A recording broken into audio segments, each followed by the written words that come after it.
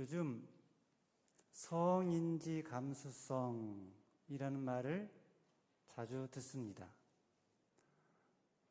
외부 세계의 자극을 쉽게 받아들이고 그리고 민감하게 느끼는 마음 상태, 그런 상태를 감수성이라고 한다면, 성인지 감수성은 남성과 여성의 차이, 사회적 위치와 관계 속에서 생길 수 있는 남녀 간의 불평등과 차별, 상처를 민감하게 알아차리는 것, 그것을 말합니다. 그러니까 여성을 여성이라는 단지 이유만으로 차별하지 말아야 되고, 또 남자는 우는 게 아니야, 그러면서 남자는 마치 감정을 표현하면 안 되는 것처럼 그렇게 강요해서도 안 된다는 거예요. 어떤 성을 가졌던 사람을 성으로, 지위로 차별하지 않고 존재 자체로 귀하게 여기라는 것입니다.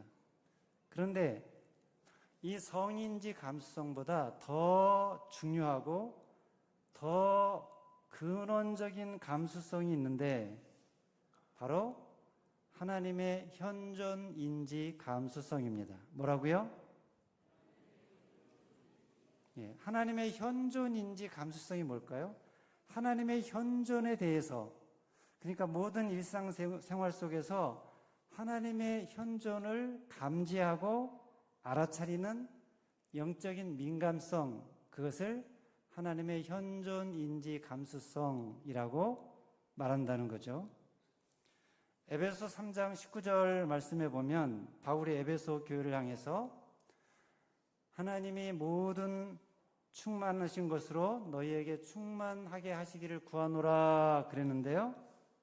그러니까 하나님의 모든 충만하심, 온갖 곳에 충만하신 그 하나님을 경험하는데, 알아차리는데, 느끼는데 꼭 필요한 것이 현존인지 감수성이라는 거예요. 언제 어디서나 어떤 상황 속에서나 어떤 사람에게서도 하나님의 임재를 맛보고 느끼고 누리는 사람, 그런 사람이 현존인지 감수성이 뛰어난 사람이라고 할 수 있을 것입니다. 성경 인물 중에 그런 하나님의 현존인지 감수성이 뛰어난 사람을 찾는다면 아마 대표적인 사람이 바울일 것입니다.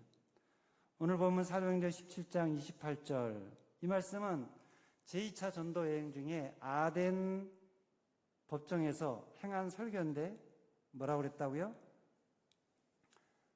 이는 사람으로 혹 하나님을 더듬어 찾아 발견하게 하려 하심이로다. 그는 우리 각 사람에게서 멀리 계시지 아니하도다. 우리가 그를 힘입어 살며 기동하며 존재하느니라. 너희 시인 중 어떤 사람들의 말과 같이 우리가 그의 소생이라 하니. 무슨 말이에요? 하나님은 저 멀리 우주에, 하늘에 거기만 떨어져 계시지 않는다는 거예요. 우리가 살고 있는 모든 상황 속에 우리는 사실 하나님 안에서 살고 움직이고 존재하고 있다는 거예요. 우리는 그의 소생이라는 거예요. 여기서 우리가 그의 소생이다라는 이 말은, 우리는, 그러니까 인간이 하나님과 동등하다, 그런 뜻이 아니에요. 인간이 신이다, 그런 뜻도 아닙니다. 우리의 존재 자체가 하나님에게서 비롯되었고 하나님을 의존해서 살고 있다, 그런 뜻이죠. 우리는 하나님과, 하나님의 생명과 연결된 존재이므로, 그러니까 하나님에게서 나온 존재이므로 그 누구도 사람을 함부로 평가해서는 안 된다는 거예요. 함부로 대해서는 안 된다는 거예요. 아무리 그 사람이 힘이 없고 약한 사람이라 할지라도 함부로 대하면 안 된다. 그 사람이 나와 다르다, 그래서 다르다고 무시해서는 안 된다. 그 사람이 나에게 도움이 안 된다, 그렇다고 그를 막 무시하거나 홀대해서는 안 된다. 왜냐하면 그 사람은 내 평가보다 먼저 하나님의 생명 안에 존재하는 사람이기 때문입니다. 어떤 가정에서 아침에 남편이 아내에게 말했어요. 여보, 밥은? 그러니까 아내가 한마디 합니다. 내 이름이 밥이에요. 그러자 잠시 뒤에 아이가 엄마, 양말 어딨어? 그랬더니 엄마가 또 한마디 합니다. 내 이름이 양말이니? 그날 저녁에 남편과 아이가 상의했어요.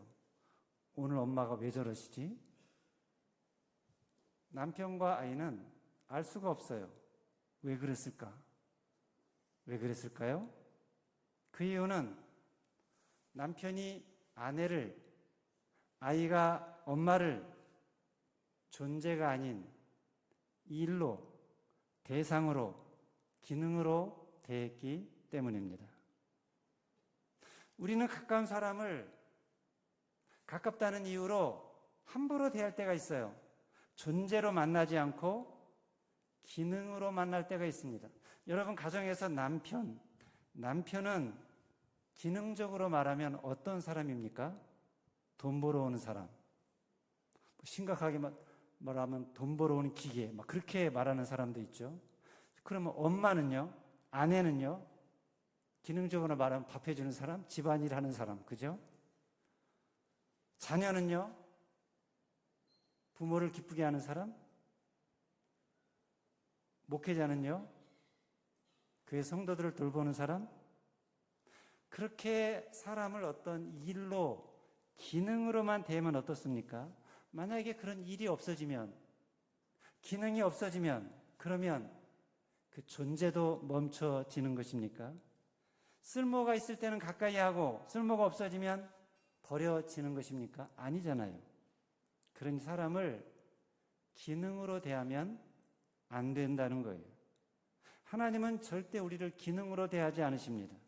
하나님이 우리를 사랑하시는 것은 왜 사랑하시느냐? 우리가 뭔가를 잘해서, 뭔가 의로워서, 우리가 뭔가 하나님 앞에 유용해서, 그래서 우리를 사랑하시는 것이 아닙니다. 하나님이 우리를 사랑하시는 것은 우리가 하나님의 형상을 따라 지음받은 존재이기 때문입니다. 그러니까 존재 자체로 우리를 사랑하신다는 것입니다. 스바냐 3장 17절 말씀을 읽어볼까요? 시작. 너희 하나님 여호와가 너희 가운데 계시니 그는 구원을 베푸실 전능자이시라. 그가 너로 말미암아 기쁨을 이기지 못하시며 너를 잠잠히 사랑하시며 너로 말미암아 즐거이 부르며 기뻐하시리라 하리라. 너가 뭘 잘해서 똑똑해서 의로해서 기능이 탁월해서 그래서가 아니라 네 존재 자체로, 네 존재 자체로 내가 사랑하고 너의 존재 자체로 기뻐한다. 그렇게 말씀하신 거죠. 우리도 그래야 한다는 거예요. 우리도 사람을 대할 때 존재 자체로 대해야 한다는 거예요. 존재 자체로 사랑해야 한다는 거예요. 그게 하나님의 현존을 인지하며 사는 사람의 모습이라는 것입니다. 그런데 하나님의 현존 인지 감수성이 없으면, 하나님의 현존 인지 감수성이 부족하면 그러면 어떻게 되느냐? 사람을 존재로 보지 않고 그가 뭘 하느냐, 무엇을 하느냐로 평가를 합니다. 그가 무슨 직업을 가졌느냐, 얼마나 능력이 있느냐, 얼마나 유능하냐, 얼마나 성공했냐. 그러나 그 어떤 능력이나 성취보다, 성공보다 존재가 먼저라는 거예요. 여러분, 아기를 보고 어떻게 생각합니까? 아기가 뭐 하는 게 있습니까? 뭐 하지 못하잖아요. 스스로 뭘 하는 것도 없잖아요. 그죠? 그래서 아기가 아무것도 못한다고, 뭐 아무것도 만들어내지 못하고, 뭘 못한다고, 알지도 못하고 아주 무능력한 전능한 존재로 봅니까? 아니잖아요. 아기는 아무것도 못하더라도, 아무것도 만들어내지 못한다 할지라도, 생산하지 못한다 할지라도 그냥 존재 자체로 존귀합니다. 노인은요? 노인도 힘이 없다고, 아무 일을 잘 못한다고, 느리게 한다고, 생산 능력이 없다고, 그렇다고 무시합니까? 아니잖아요. 존재 자체로 존귀합니다.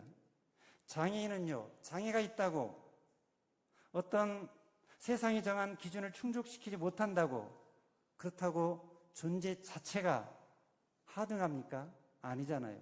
존재 자체로 똑같이 귀중합니다. 존재의 가치는 기능에서 오지 않는다는 거예요. 존재의 가치는 하나님에게서 옵니다.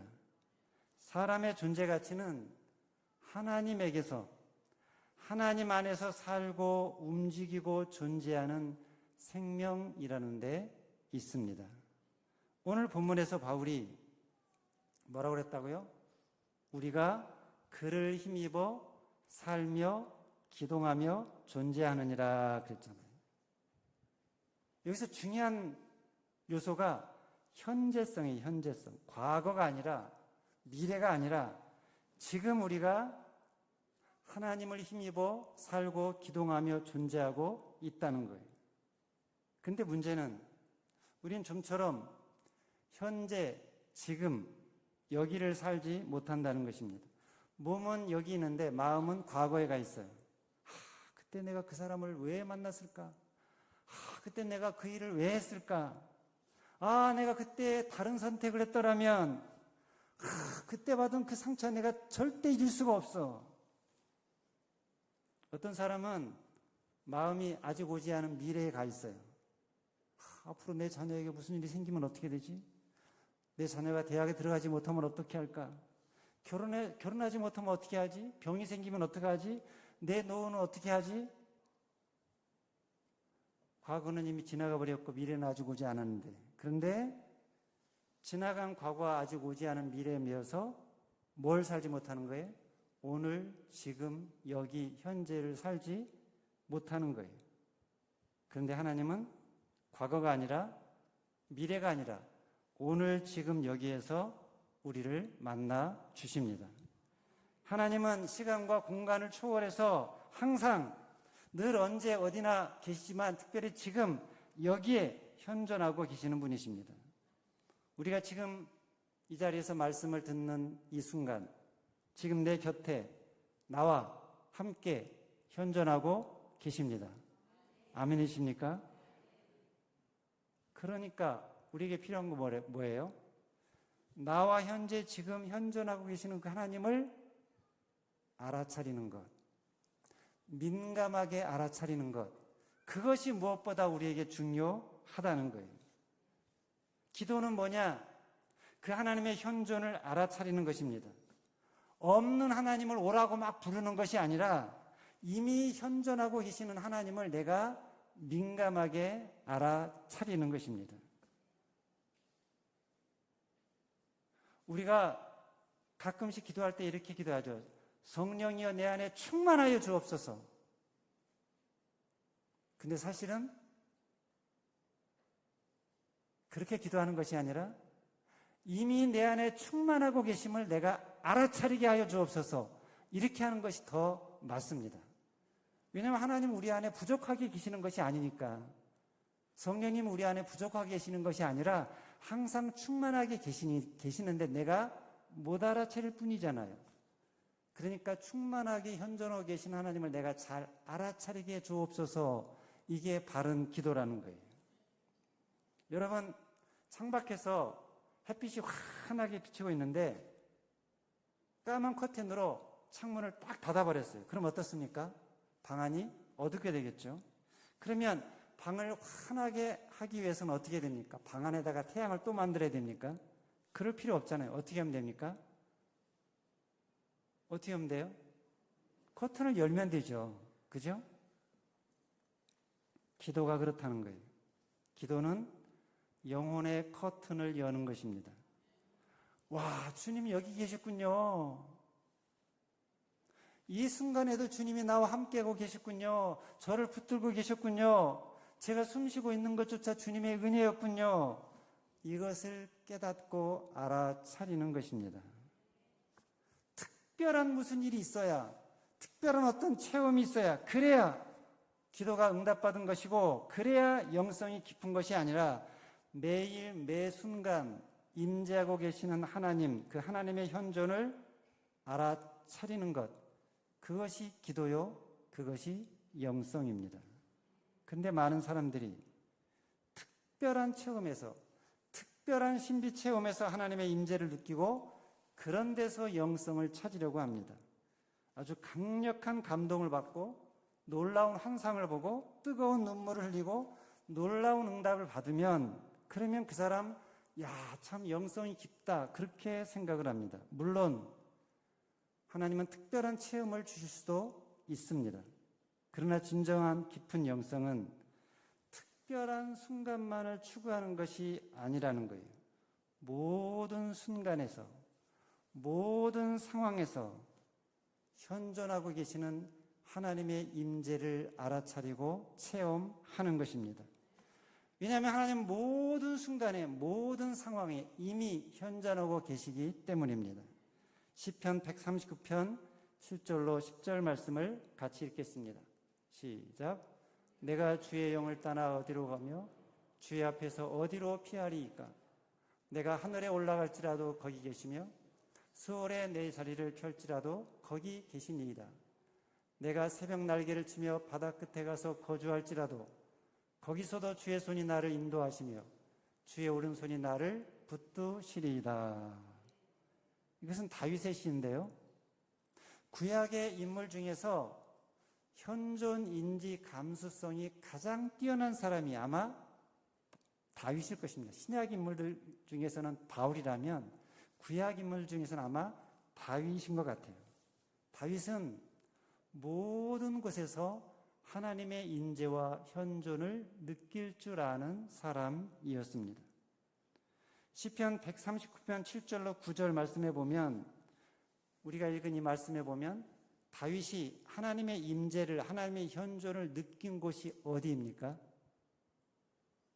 어디나입니다. 어디나. 하늘이나 땅이나 바다나 땅속이나 스월의 수차도 하나님의 현존을 느낀다는 거예요. 139편 15절로 16절 말씀에서는 모태에서 지음을 받을 때부터 알았다고 그랬어요. 내가 은밀한 데서 지음을 받고 땅의 깊은 곳에서 기이하게 지음을 받은 때에 나의 형체가 주의 앞에 숨겨지지 못하였나이다. 내 형질이 이르기 전에 주의 눈이 보셨으며 나를 위하여 정한 날이 하루도 되기 전에 주의 책에 다 기록이 되었나이다. 무슨 말입니까? 하나님은 없는 곳이 없고 없는 때가 없다는 거예요. 모든 곳에 모든 때에 존재하신다는 것입니다. 그래서 없는 곳이 없다 하나님은, 그래서 그 하나님을 뭐라고 그럽니까? 무슨 하나님? 무소부재하신 하나님, 그렇게 표현하죠. 우리 기도할 때 무소부재하신 하나님 그렇게 하잖아요. 없는 곳이 없으신, 모든 곳에 계시는, 신학적인 용어로는 옴니프레전스라고 합니다. 어디나 계시는 하나님. 문제는 어디나 계시는 그 하나님을 우리가 알아차리지 못하고 있다는 것입니다. 구약 창세기 나오는 야곱이 그랬어요. 야곱은 3대째 믿는 집안에서 태어났습니다. 할아버지가 누구죠? 야곱의 할아버지 아브라함. 아버지는요? 이삭. 그러니까 야곱은 무슨 신앙이에요? 모태신앙이에요. 더군다나 야곱은 아버지의 기도로 태어난 자식이었어요. 창세기 25장 21절 말씀해 보면 이삭이 그의 아내가 임신하지 못하므로 그를 위하여 여호와께 간구하매 여호와께서 그의 간구를 들으셨으므로 그의 아내 리브가가 임신하였더니 기도로 나온 아들이에요. 야곱의 품에 부모 이삭과 리브가가 기도응답으로 태어났으므로 아마 날 때부터, 태중에 있을 때부터 귀에 못 박히도록 너는 하나님의 사람이라고 하나님을 잘 믿어야 된다고 말을 했을 거예요. 그래서 당연히 태어날 때부터 야곱은 하나님의 존재를 알았을 것입니다. 하지만 하나님의 존재에 대한 야곱의 알은 그의 삶에 영향을 미치지를 못했어요. 형과 아버지를 속여서라도 축복을 받겠다는 자기 중심적인 욕망에 휘둘려서 집안을 풍비박산냈기 때문입니다. 그래서 어떻게 됐습니까? 아버지와 형을 속인 것이 들통이 나서 도망자 신세가 됐죠. 그래서 도망을 가다가 이름도 없는 어떤 곳에 이르렀을 때 거기서 그냥 돌베개를 베고 잠을 자죠. 그런데 그곳에서 처음으로 하나님의 현존을 경험합니다. 그래서 그곳에서 자다가 깨어났을 때 야곱이 뭐라고 그랬습니까? 창세기 28장 16절로 17절입니다. 시작. 야곱이 잠이 깨어 이르되 여호와께서 과연 여기 계시거늘 내가 알지 못하였도다. 이에 두려워하며 이르되 두렵도다. 이곳이요 이것은 다름 아닌 하나님의 집이요 이는 하늘의 문이로다 하고, 거기서 하나님의 임재를, 하나님의 현존을 경험한 거예요. 이런 경험을 한 후에 20년이 지났어요. 외삼촌 라반의 집에서 열심히 일하고 치열하게 사랑하고 잔꾀를 부려서 재산을 많이 모았어요. 우여곡절 끝에 삼촌과 외삼촌과 결별하고 귀향길에 올랐죠. 그야말로 금이 환영하는 것 같은 모습이에요. 그런데 야곱의 마음속에는 뭐가 있습니까? 불안이 있습니다. 두려움이 있습니다. 누구에 대한 불안과 두려움입니까? 형 에서에 대한 불안과 두려움이에요. 아니나 다를까 형 에서가 400명을 거느리고 치러 온다는 보고를 받습니다. 그래서 야곱의 불안과 두려움은 더 커져요. 높아져요. 그래서 어떻게 합니까? 하나님께 부르짖죠. 아브라함의 하나님, 이삭의 하나님, 부디 형의 손에서, 에서의 손에서 저를 좀 지켜주소서, 보호해주소서. 에서가 나를, 내 아내와 자식들까지 다 죽일까봐 겁이 납니다. 두렵습니다. 그런데 아무리 기도해도 불안이, 두려움이 사라지지가 않습니다. 그러다가 야복 강가에 홀로 남게 되었는데 야곱이 그것을 어떻게 합니까? 정체 모를 어떤 사람과 씨름을 하죠. 근데 그 씨름에서 그 정체 모를 어떤 사람이 야곱의 환도뼈, 엉덩이뼈를 쳐가지고 엉덩이뼈가 이골이 됐어요. 그때 야곱이 고백을 하죠. 창세기 32장 30절 말씀입니다. 시작. 그러므로 야곱이 그곳 이름을 브니엘이라 하였으니 그가 이르기를 내가 하나님과 대면하여 보았으나 내 생명이 보존되었다 함이더라. 무슨 말입니까? 야곱이 지금 자기와 함께 씨름을 했던 그 어떤 사람이, 그 어떤 존재가 하나님이었다는 것을 깨달은 거예요. 자신의 존재 안에, 자신의 삶 속에 이미 현존하고 계셨던 하나님을 만난 거예요. 이런 체험이 있은 후에 야곱은 참으로 놀라운 변화를 경험합니다. 자기를 해칠 것 같아서 대면하기가 너무나 두려웠던, 무서웠던, 불안했던 형 에서, 그 에서에게서, 에서의 얼굴에서 하나님의 얼굴을 본 것입니다. 창세기 33장 10절입니다. 시작. 내가 형님의 얼굴을 배운즉 하나님의 얼굴을 본 것 같사오며 형님도 나를 기뻐하심이니이다. 놀라운 모습이죠. 베델에서, 광야에서 처음으로 경험했던, 깨어나기 시작한 하나님의 현존인지 감수성이 이제는 자기를 증오하던 사람에게까지 확장이 된 거예요. 다른 사람의 얼굴에서, 심지어 그것도 자기를 해칠 줄 알았던, 늘 자기에게 불안과 두려움을 안겨주었던 형 에서의 얼굴에서 하나님의 얼굴을 보게 되었으니 얼마나 감격스러웠겠습니까? 바로 이게 하나님의 현존인지 감수성을 가진 사람의 복이라는 거예요. 다른 사람의 얼굴과 다른 사람의 모습에서 하나님의 임재를 경험하고 하나님의 얼굴을 보고 느끼는 것입니다. 남편의 얼굴에서, 아내의 얼굴에서, 부모의 얼굴에서, 자식의 얼굴에서, 형제의 얼굴에서 하나님의 얼굴을 보게 된다면 얼마나 복이겠습니까? 아내를 보는데 마치 하나님의 얼굴을 보는 것 같은 거예요. 남편을 보는데 마치 하나님의 얼굴을 보는 것 같은 거예요. 부모를 보는데 마치 하나님을 보는 것 같은 거예요. 자식을 보는데 하나님을 만난 것 같은 거예요. 그때 얼마나 큰 위로가 되고 감동이 되고 용기가 되겠습니까? 심지어 나를 힘들게 하고 나를 괴롭게 하는 사람의 얼굴에서도, 병들고 나약한 노인의 얼굴에서도 하나님의 얼굴을 보는 것입니다. 한 간호사가 밤새 응급실에서 환자들을 돌보고 있었어요. 계속되는 호출과 환자들의, 보호자들의 항의, 그런 것 때문에 몸도 마음도 지쳐 있었어요. 그런데 새벽이 가까워질 무렵 한 노인 환자가 이 간호사를 불렀어요. 간호사는 또 무슨 부탁일까 생각하면서 갔어요. 근데 노인이 자기 침대 옆에 놓여 있는 물을 가리키면서 말합니다. 간호사 선생님, 내가 마시려고 떠다 놓은 물인데 간호사 선생님이 먼저 드세요. 오늘 하루 종일 한 잔도 마시지 못했잖아요.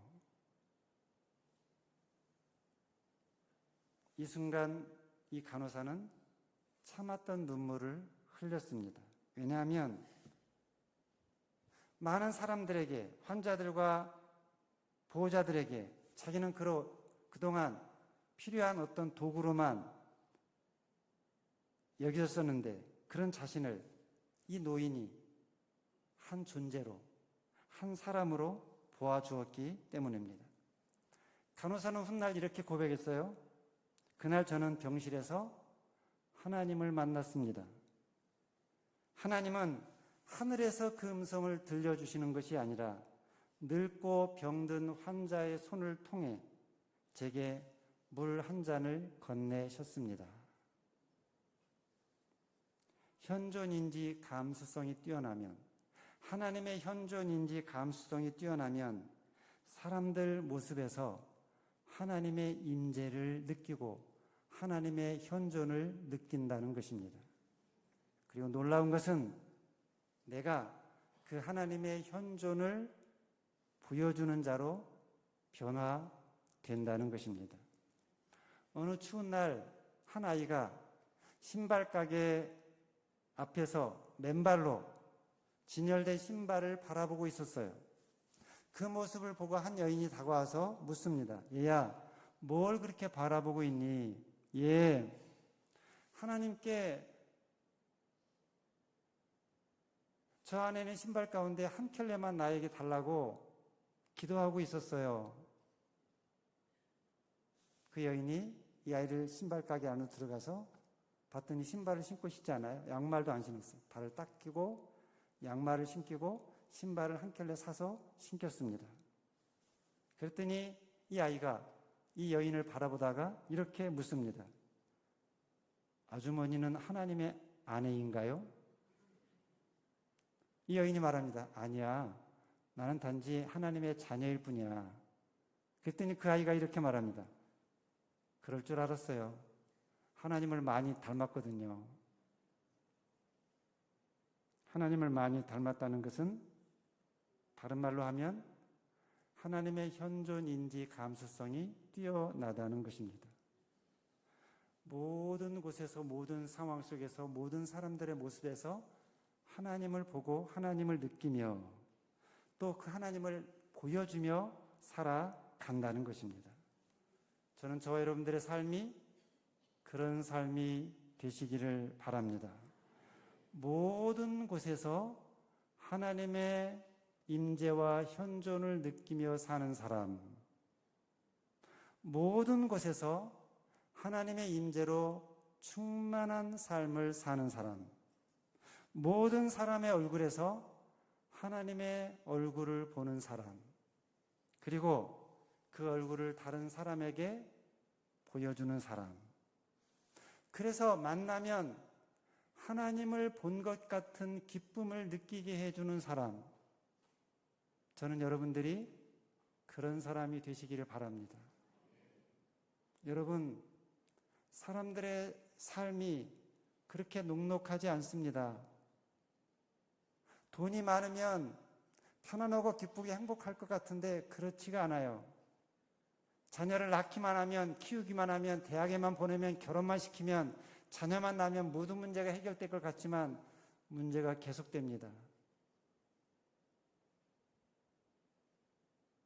직장 생활 편할 것 같지만 그렇게 쉽지 않습니다. 모든 곳에 문제들이 산적해 있습니다.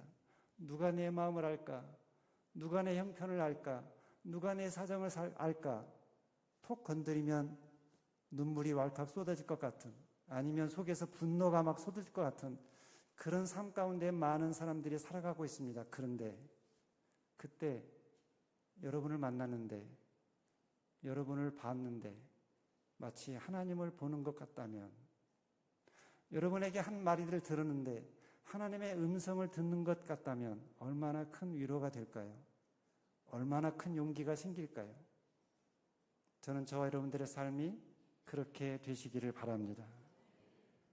그래서 지쳐있던 간호사가 노인 환자가 건넨 커피 한 잔에서 하나님의 임재를 느끼고 하나님의 사랑을 느낀 것처럼, 신발을 사준 어떤 아주머니에게서 한 소년이 하나님의 얼굴을 본 것처럼, 저와 여러분들의 삶을 통해서도 여러분의 가정에서, 일터에서, 학교에서, 교회에서 사람들이 하나님을 느끼고 하나님을 만나는 것 같이 해주는 사람, 그래서 신바람 나게 해주고 행복하게 해주는 그런 삶의 주인공들이 되시기를 주님의 이름으로 축원합니다.